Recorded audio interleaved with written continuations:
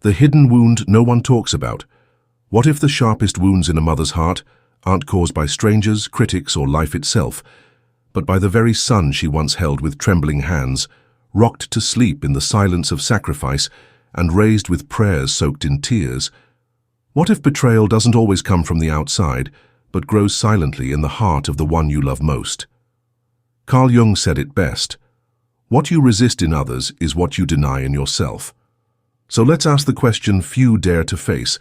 Why would a son humiliate his own mother? Is it pride, anger, unhealed trauma, or something even darker, buried beneath the mask of masculinity? Because the truth is brutal. Sometimes the son who humiliates his mother isn't trying to destroy her. He's trying to destroy the part of himself he sees in her, the vulnerable part, the emotional part, the human part he was never allowed to express, the part society told him to suppress, until he began to see love as weakness and connection as a threat. This video is not just a lecture, it's a mirror, a revelation, a psychological excavation into the unconscious battlefield between mother and son. You'll uncover the real reasons sons turn cold, the hidden shame they project, and why the woman who gave everything is sometimes repaid with silence, disrespect, and emotional exile. We're not here to blame. We're here to understand, because understanding is the first step to healing. So if you're a mother carrying unspoken pain, or a son who's silently hurting, this message is for you. This is not just psychology, this is personal. And it starts right now. Stay till the end, because the healing we're about to begin might just save a relationship or a soul. Let's begin. Welcome to the untold truth behind the mother-son war, and the love that still waits beneath the pain. Because even in the humiliation, there's a cry for help the world never hears. But today, we're listening, and we're ready to understand. Chapter 1. The War Within. This isn't just a bad mood. It's not just an outburst. This is war. But not the kind you see. It's not fists, not words, not direct rebellion. It's psychological, subtle, soul-deep. It's the kind of war that hides behind sarcasm, eye rolls, and emotional coldness. And tragically, it's not aimed at the world. It's aimed at her, the mother. But here's the dark truth. When a son humiliates his mother, he's not really attacking her. He's attacking the most fragile version of himself. The boy who once cried too much. The boy who once needed her too deeply. The boy who felt weak, emotional, raw. And now, he's grown, hardened, and ashamed of that softness. So what does he do? He destroys the mirror, and the mother becomes that mirror.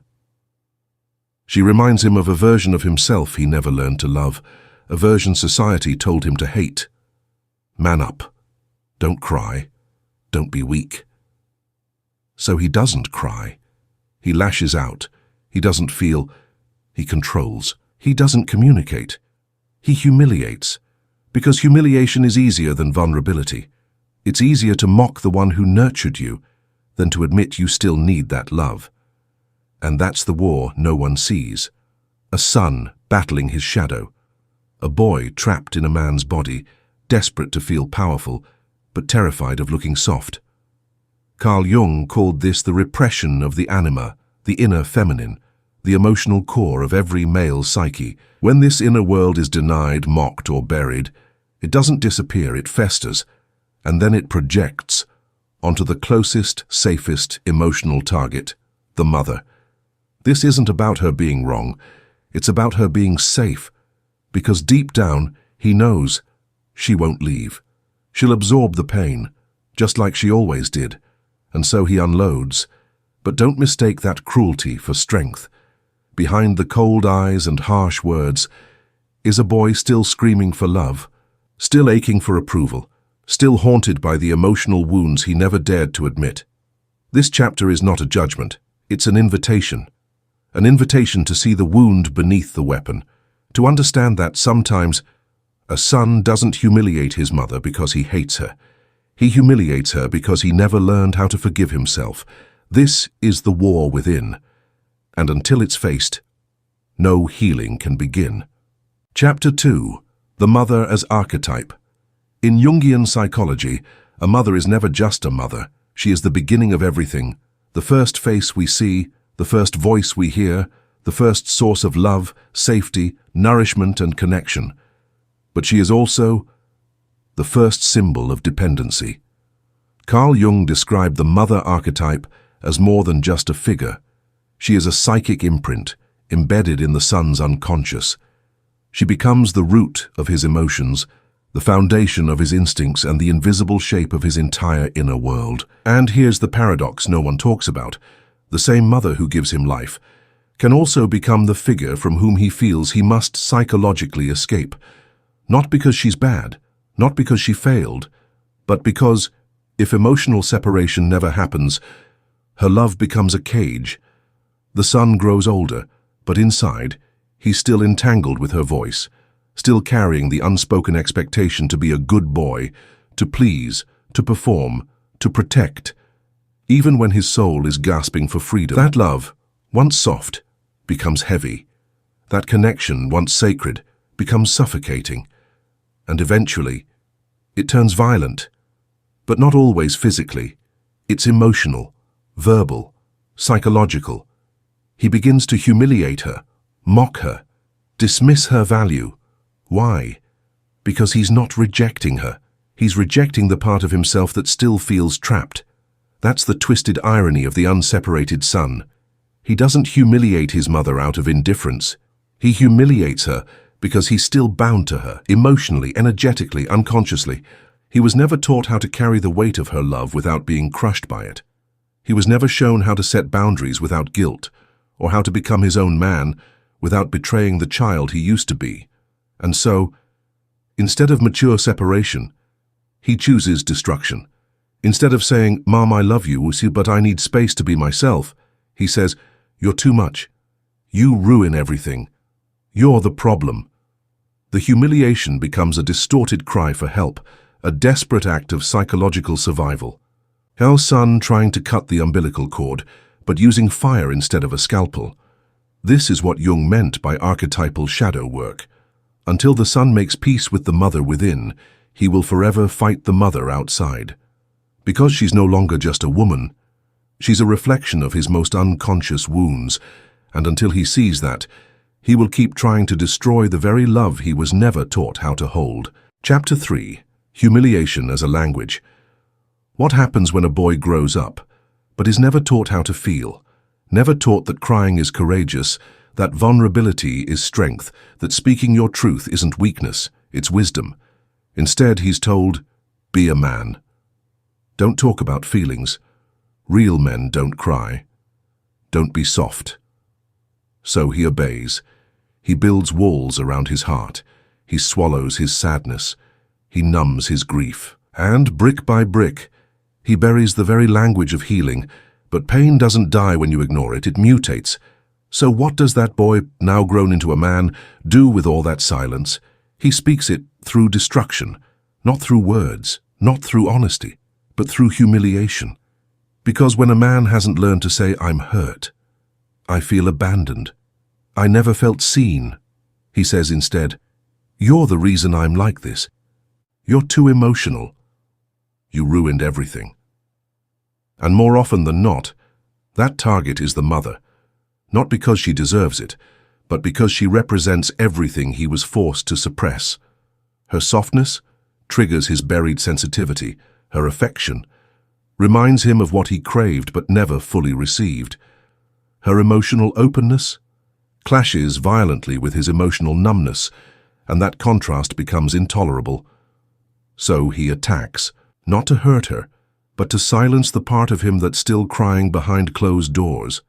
Because in his world, humiliation becomes a language, a substitute for honesty, a twisted form of self-expression, a weapon forged in silence.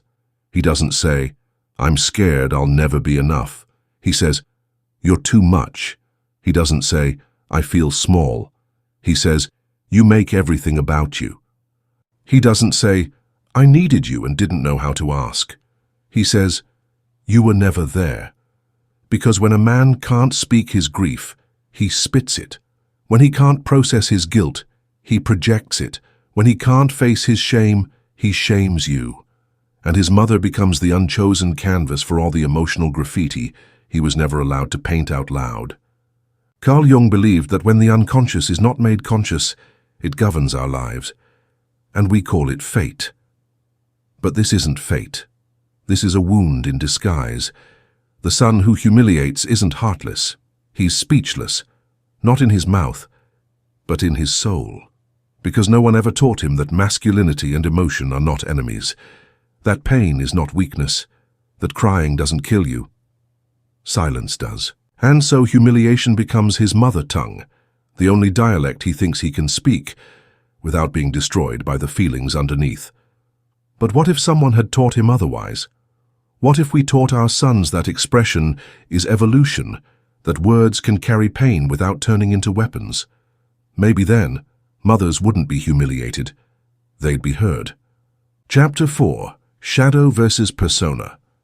Every man walks through life wearing two faces, the persona, the mask, the performance, the curated image he wants the world to see, strong, unshakable, stoic, masculine.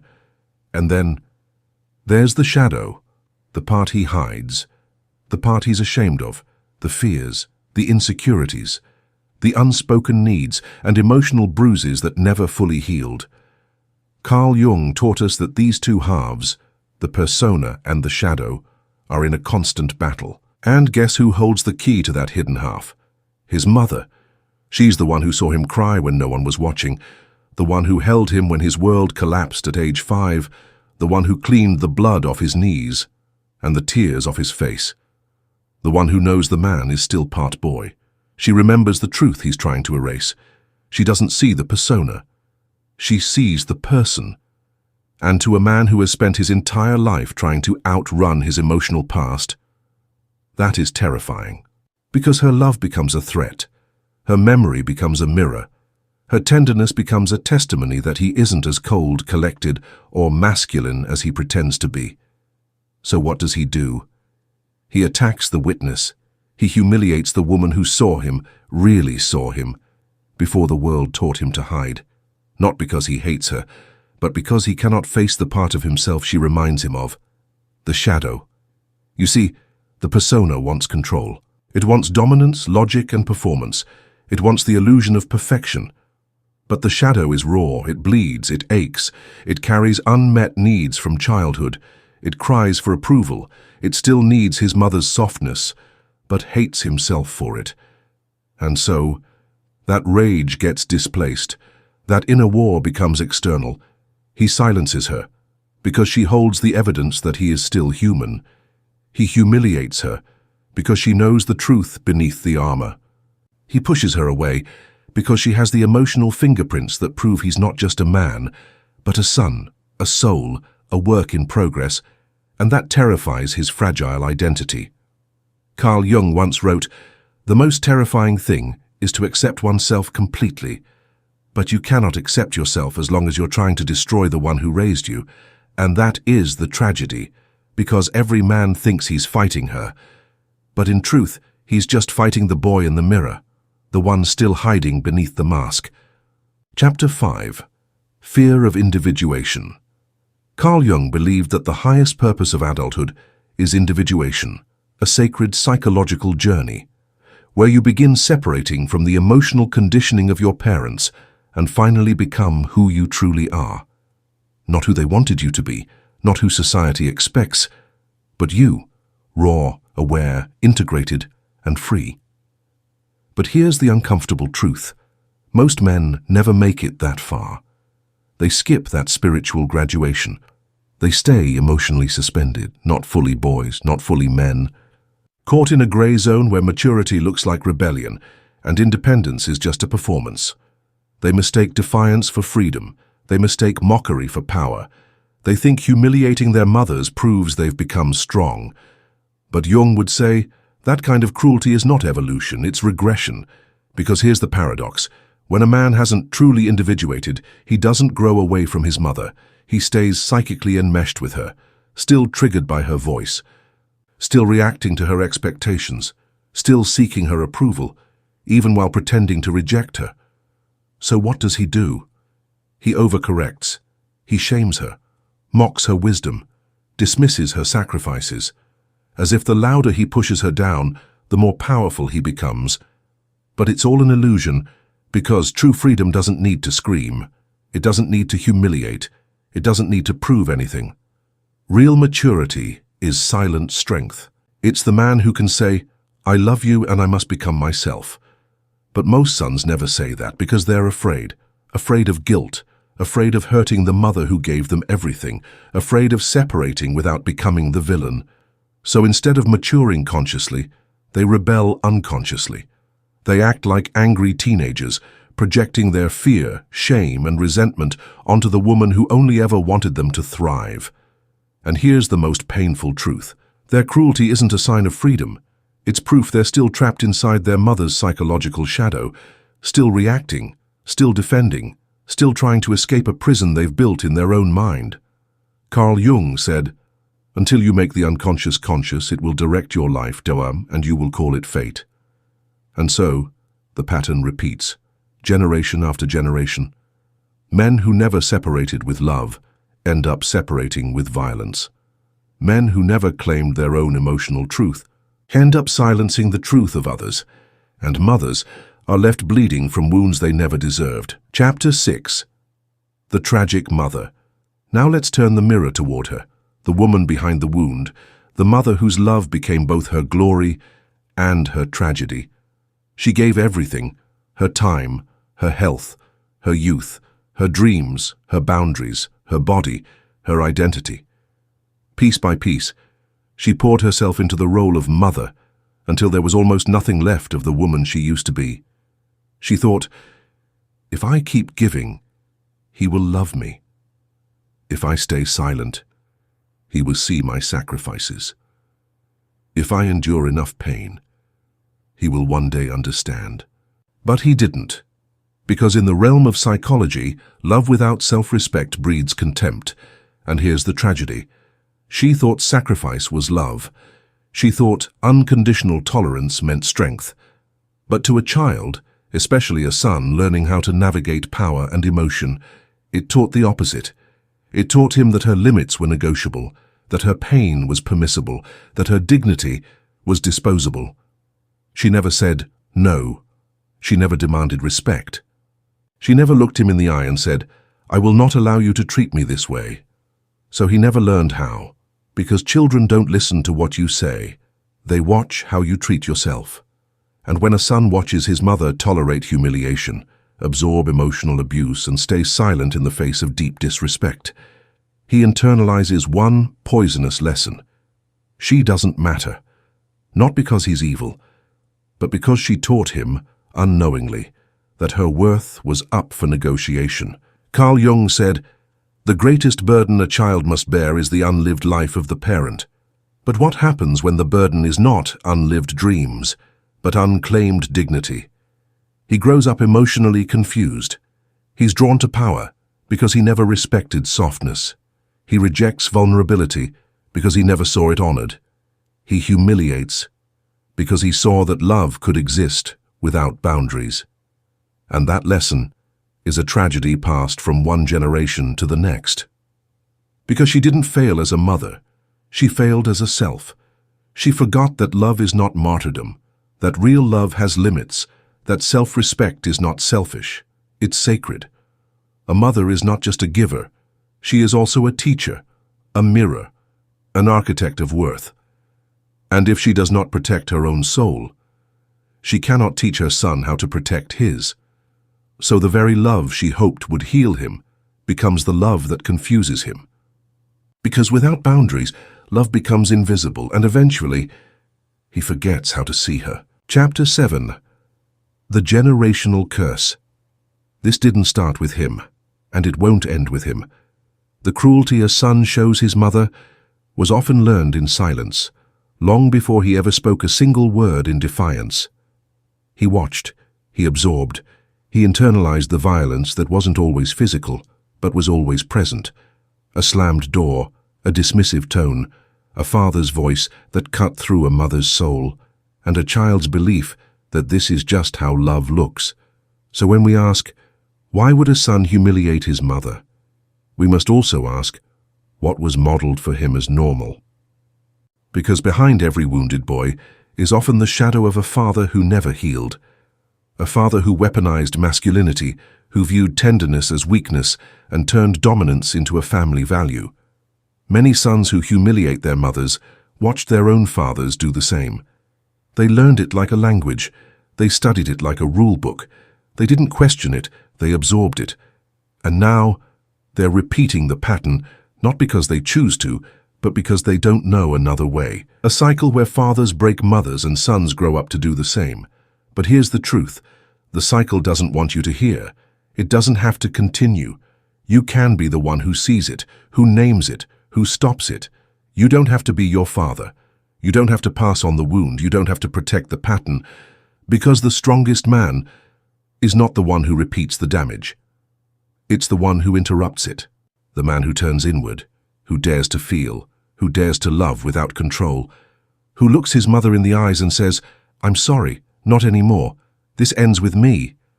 That's how curses are broken, not with blame, but with awareness, not with guilt, but with truth, and not with violence but with the courage to evolve. Chapter 8.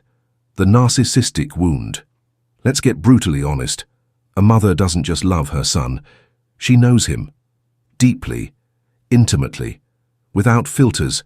She was there before the ego, before the pride, before the mask. She's the keeper of his secrets, the one who tucked him in when he cried over nightmares, who watched his hands tremble when he failed, who soothed his body when the world felt too big for his little heart. She holds the receipts to his past, the emotional proof that underneath the man's confidence is a history of fear, breakdowns, and fragility. And in a world that rewards invincibility, that tells men to never show weakness, her memory becomes a liability. Because to a man trapped in his narcissistic wound, vulnerability feels like exposure, and exposure feels like death. So what does he do? He doesn't ask her to forget. He tries to erase her. He lashes out. He ridicules her wisdom. He mocks her softness. He denies her insight, all to protect the fragile illusion he's desperately holding together. The illusion that he is untouchable, unshakable, in control. But Jungian psychology teaches us, the greater the facade, the deeper the wound. And the narcissistic wound is the deepest of all. It's the unbearable fear that if people saw your real self, they would walk away. So he builds a fortress, and she, the mother, becomes a threat to that fortress because she knows what lies inside. She knows the little boy still hiding behind the armor, the emotional child still seeking approval, still chasing worth, still afraid of not being enough. So when she enters the room, she doesn't have to say anything. Her presence alone triggers the insecurity. Her eyes, which once looked at him with unconditional love, now feel like they're piercing through his disguise. And that's when the emotional attack comes. Not because she deserves it, but because her existence threatens the illusion. He's not trying to destroy her. He's trying to protect the image of himself he's spent years constructing. An image built on denial, silence, and emotional repression. But here's the deepest truth. Until a man accepts that he was once weak, he'll never truly be strong. Until he owns his past, he'll keep running from it. And until he can look at his mother, not as a threat, but as a mirror, he will always fight the part of himself that needs healing most. This is the narcissistic wound. And it doesn't just damage the man, it scars the one who loved him before he knew who he was. Chapter 9. Culture taught him this. Let's get real. Masculinity today is broken, not because men are broken, but because what we've taught them about being men is. From the time a boy is young, he's fed a script that's toxic, incomplete, and emotionally bankrupt. Don't cry. Don't feel too much. Never be vulnerable. Be a man, even if it kills the boy inside you. And perhaps the most damaging message of all, don't need anyone, especially your mom. So he learns to suppress, to numb, to disconnect. He learns that showing emotion, losing power, that softness is weakness, that love is something to fear, not to honor. And guess who becomes the first casualty of this emotional shutdown? His mother. She's the one who feels too much, who loves too openly, who needs him. But now he no longer knows how to respond.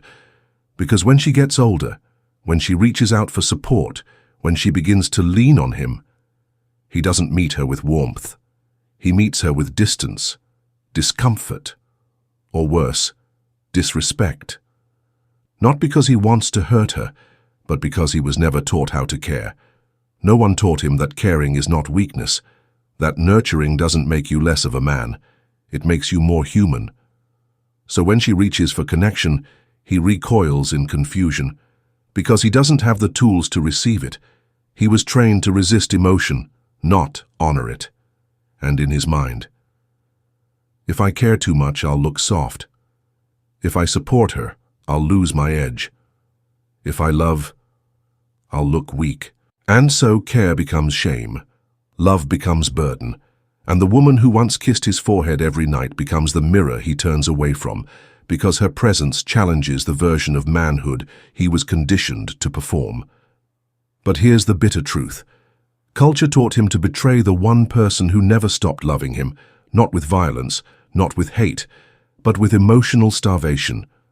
Carl Jung warned us, the foundation of all mental illness is the unwillingness to experience legitimate suffering. And today's men are suffering, but they suffer silently, because culture has shamed their softness, and in doing so has robbed them of their deepest strength.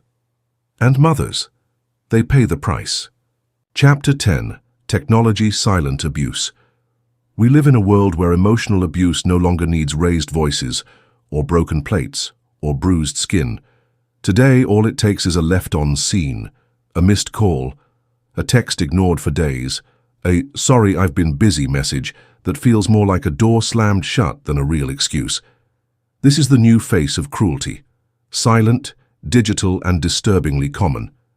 And the most heartbreaking part? It's often directed at the one person who least deserves it, the mother. She used to hold his hand when he crossed the street. Now she waits days to hear his voice. She used to feed him with her own hands. Now she eats alone while he scrolls through his feed. She used to run to him at the sound of his cry. Now she stares at the screen, hoping for just one reply. We call it being busy. But let's be honest. It's emotional avoidance disguised as productivity. It's passive aggression dressed up as independence. Ghosting your mother, delaying your visit for work, not picking up the call because you're tired. These aren't small things. They are acts of abandonment. And abandonment is one of the most brutal forms of emotional violence, because when you yell, at least the pain is named. But when you go silent, you leave her in a prison of confusion. She questions herself. Did I do something wrong? Is he angry at me? Why doesn't he want to talk to me? The silence becomes a storm inside her heart, and that storm never makes a sound, but it destroys everything. Carl Jung warned that when we repress emotion, it doesn't go away. It comes back distorted. This is the distortion. We've traded direct confrontation for digital neglect. We've replaced words with cold pixels. We've made "seen at 11:04 a.m. the new "I don't care." But let's be clear, this is not maturity. This is not evolution. This is emotional cowardice, because it takes strength to call your mother, especially when you're feeling overwhelmed. It takes maturity to sit with her, listen to her worries, hold her hand as she gets older. And it takes real masculinity to say, "I'm here, I haven't forgotten you, you matter." But most sons today, they use technology to build walls instead of bridges. They text strangers more than their own mothers. They post love quotes for girlfriends, but forget to reply to the woman who gave them life. This isn't independence, this is emotional exile. And it's time we call it what it is, silent abuse. Not with fists, not with words, but with absence, the kind of absence that wounds quietly and leaves the deepest scars. Chapter 11. The Mother Complex.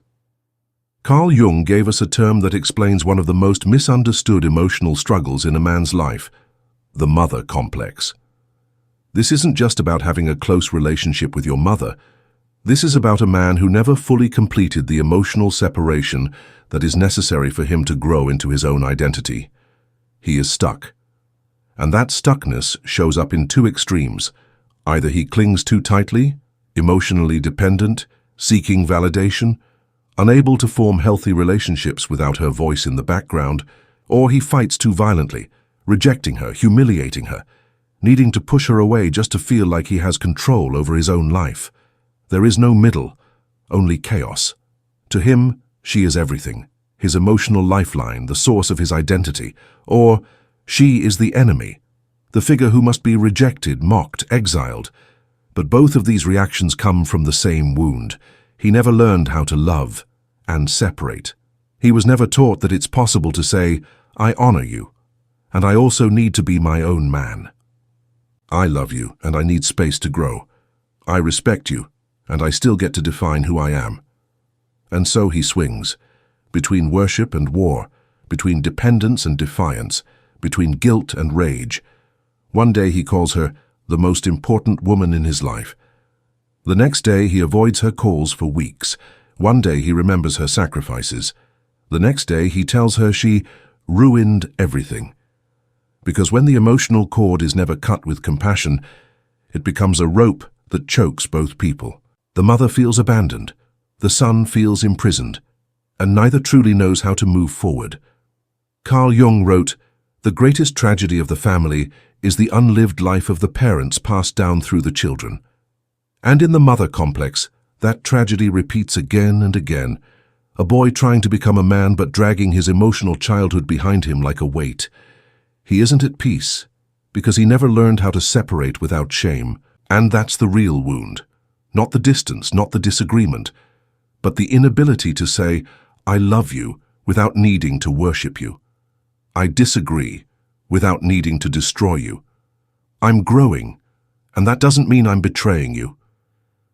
Until that lesson is learned, the son remains divided, not just from his mother, but from himself. Chapter 12. Healing the wound. Every cycle has a beginning, and every cycle, no matter how long, how painful, how deeply rooted, can have an end. But the end doesn't begin with blame. It begins with truth. For the son, you were never weak for feeling. You were never soft for needing love. You were never broken for wanting connection. But you were lied to. You were told that strength means silence, that power means control, that love means domination or emotional withdrawal. And so you rebelled. You pushed away the very woman who taught you how to love, because no one ever taught you how to love without losing your pride. But here's the deeper truth. You are not strong for being cruel. You are not manly for rejecting your emotions. You are not independent for humiliating the one person who never stopped loving you. Your mother is not your enemy. She is your mirror, a reflection of your unhealed pain, a reminder of the boy still living inside the man. And until you embrace that boy, you will keep destroying anyone who tries to love him. But the moment you say, I see you, Mom, I forgive you, and I forgive myself, is the moment the healing begins. Not just for her, but for you. Because freedom doesn't come from rejection, it comes from reconciliation. For the mother, you are not a failure, you are not too much, you are not wrong for loving deeply. But you must hear this. Your worth is not measured by how much you suffer. Your value is not proven by how much you endure. And your son's behavior is not your identity. You taught him how to love, now teach him how to respect, and that starts with you respecting yourself. Because love without boundaries becomes martyrdom. And martyrdom teaches no one how to heal. You do not have to accept silence. You do not have to accept cruelty. You do not have to keep bleeding just to prove you're a good mother. You are allowed to say, this hurts. This is not okay. I deserve love that honors me back. Because when you choose self-respect, you teach the world, and your son, how to love you with dignity. Carl Jung said, we are not what happened to us. We are what we choose to become. And now it's time to choose. For the son, choose maturity. For the mother, choose boundaries. For the family, choose healing. Because the wound may not be your fault, but the healing is your responsibility. Let the cycle end here. Let the pain be the seed of awakening. Let love return, not as dependency, not as guilt, but as truth, peace, and mutual respect. Chapter 13. The Return to Love. This entire journey wasn't just about a mother and a son. It was about humanity's deepest wound and our last chance to heal it. Because behind the silence, the shame, the humiliation, lies one simple truth. We all just want to be loved without losing ourselves. That's what the son wanted. That's what the mother gave. But somewhere between survival and silence, the love got twisted. It became control, guilt, dependency, distance. Now it's time to untangle it, to bring love back, but this time with awareness. You see, love is not just a feeling. It's a language, a boundary, a mirror, a sacred invitation to say, I see you and I still choose you. But for too long, men have been taught that choosing love means losing power. And mothers have been taught that giving love means losing themselves. So we created a culture where no one feels safe being soft, and the heart becomes a battlefield. But now, we're breaking the cycle, one truth at a time, one apology at a time, one conscious conversation at a time. To the son, go back, not with guilt, but with grace, not with shame, but with strength. Pick up the phone, look her in the eye, say what you were too proud to say. Thank you. I'm sorry. I'm learning. Because healing doesn't mean forgetting the pain.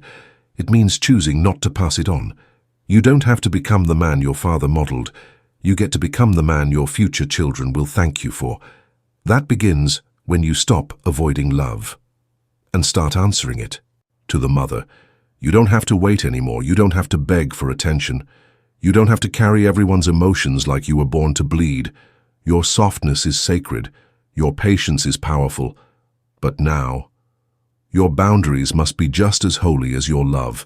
You can love him without shrinking. You can forgive without surrendering your self-respect. Because the greatest gift you can give your son is the permission to meet you as a woman, not just a role.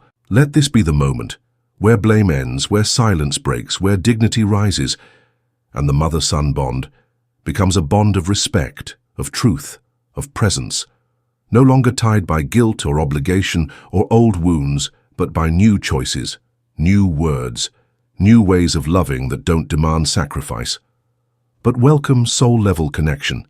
This is individuation. This is evolution. This is what Jung meant when he said, the privilege of a lifetime is to become who you truly are. And who you truly are isn't cold, isn't cruel, isn't disconnected. You are wired for love. You are designed for depth. You are capable of holding emotion, truth, contradiction, without running from it. You are not your father's silence. You are not your culture's shame. You are not your past. You are a bridge in between generations that suffered and generations that will heal, but only if you take responsibility, not for the wound, but for the future. So here it is, the final truth.